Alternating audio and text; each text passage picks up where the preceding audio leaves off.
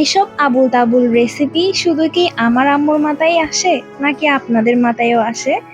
অনেকগুলো ঝিঙ্গা সবজির সাথে নাকি ছোট চিংড়ির একটি রেসিপি। ও মাই গড, আমি তো পুরাই অবাক। এরকম আবার রেসিপি হয় নাকি? আসসালামু আলাইকুম, ওয়েলকাম করছি আমার নতুন ভিডিওতে। আশা করছি আপনারা সবাই ভালো আছেন। আলহামদুলিল্লাহ, আমিও ভালো আছি। আমার আম্মুর মাথায় হঠাৎ হঠাৎ এমন কিছু রেসিপির আইডিয়া চলে আসে যেগুলো দেখে আমি নিজেই অবাক হয়ে যাই। আসলে এমন কোনো রেসিপি হয় নাকি আবার?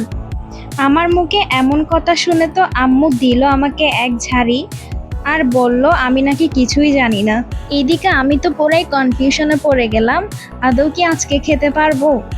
আর এইদিকে আম্মু তো আম্মুর মতো রান্না করেই যাচ্ছে, আর আমি আম্মুর পাশে দাঁড়িয়ে দাঁড়িয়ে হা করে প্রসেসিংগুলো দেখছিলাম কিভাবে আম্মু এই রেসিপিটা রান্না করছে।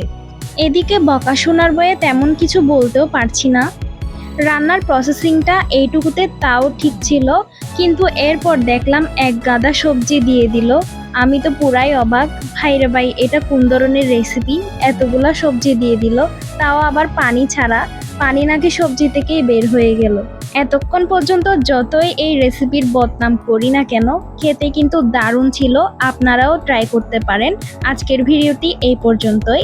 দেখা হচ্ছে নেক্সট কোনো ভিডিওতে। আল্লাহ হাফেজ।